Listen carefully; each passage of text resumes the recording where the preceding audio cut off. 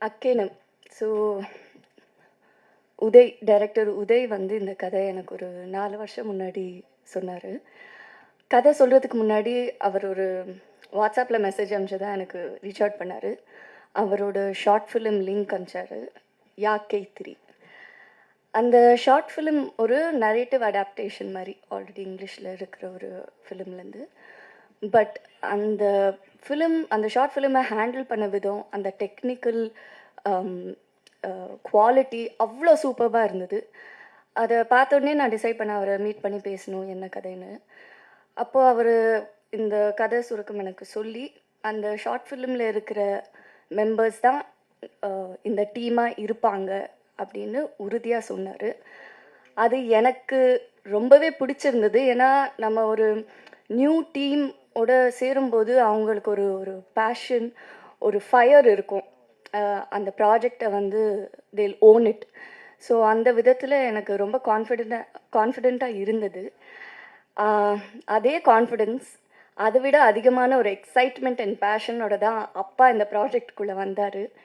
ஒரு ப்ரொடியூசராக, ஒரு ஆக்டராக தாண்டி கதையில் நிறைய இன்வால்வ் ஆனார். நீங்கள் பார்த்துருந்தீங்கன்னா ஸ்க்ரீன் ப்ளே அப்பா பேர் தான் வந்திருக்கும். அப்பா வந்து ஊமை விழிகள், இணைந்த கைகள் பண்ண டைமில் நான் இன்னும் பிறக்கலை. பட் அந்த gang of boys, film institute boys ஒரு படம் எடுத்திருக்காங்க.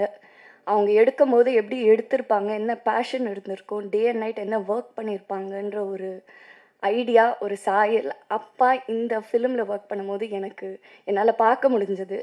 ஏன்னா இந்த குரூப் ஆஃப் பாய்ஸ், வெள்ளை சட்டை போட்டிருக்காங்கல்ல, இந்த குரூப் ஆஃப் பாய்ஸோட ஒரு அந்த கேங்கோட அப்பாவும் சேர்ந்து இதில் ஒர்க் பண்ணியிருந்தார்.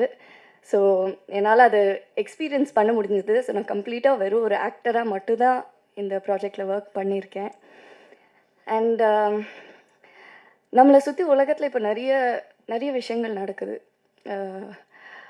விபத்து, போர், இழப்பு, நிறைய இழப்பு, தினமும் ஒரு நியூஸ் வந்துட்டுருக்கு. ரொம்ப டிஸ்டர்ப் பண்ணுற விஷயங்களாக இருக்குது. இப்போது திடீர்னு அட் த சேம் டைம் நிறைய விஷயங்கள் நடந்துட்டுருக்கு. இந்த தருணத்தில் எனக்கு எப்போவுமே தினசரி இருக்கிற ஒரு கேள்வி வந்து, நம்ம என்ன பண்ண முடியும், நம்மளால் என்ன கான்ட்ரிபியூட் பண்ண முடியும்.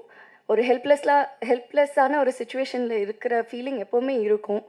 பட் எனக்கு கிடைச்சிருக்கிற ஒரே பதில் வந்து, எனக்கு தெரிஞ்ச கலை, இந்த கலை மூலியமாக என்ன பண்ண முடியுமோ, ஒரு சின்ன விதத்தில் இருந்தாலும் நான் அதை தான் சூஸ் பண்ணுவேன். ரெஸ்பான்சிபிளாக இருக்கணும். நான் பண்ணுற கதைகள் சரி, நான் தேர்ந்தெடுக்கிற கதாபாத்திரமும் சரி, ஒரு ரெஸ்பான்சிபிலிட்டியோடு இருக்கணும்னு இப்போ வரைக்கும் நான் நம்பி அப்படி தான் கதைகள் பண்ணியிருக்கேன். அந்த விதத்தில் தான் இந்த கதையும் நான் பண்ணியிருக்கேன். அண்ட் எப்போவுமே மக்களும் மீடியாவும் என்னை ரொம்பவே சப்போர்ட் பண்ணியிருக்கீங்க. அது நான் டைம் எடுத்து பண்ணாலும் அது ஒரு அப்ரிசியேஷன் எப்போவுமே இருந்திருக்கு.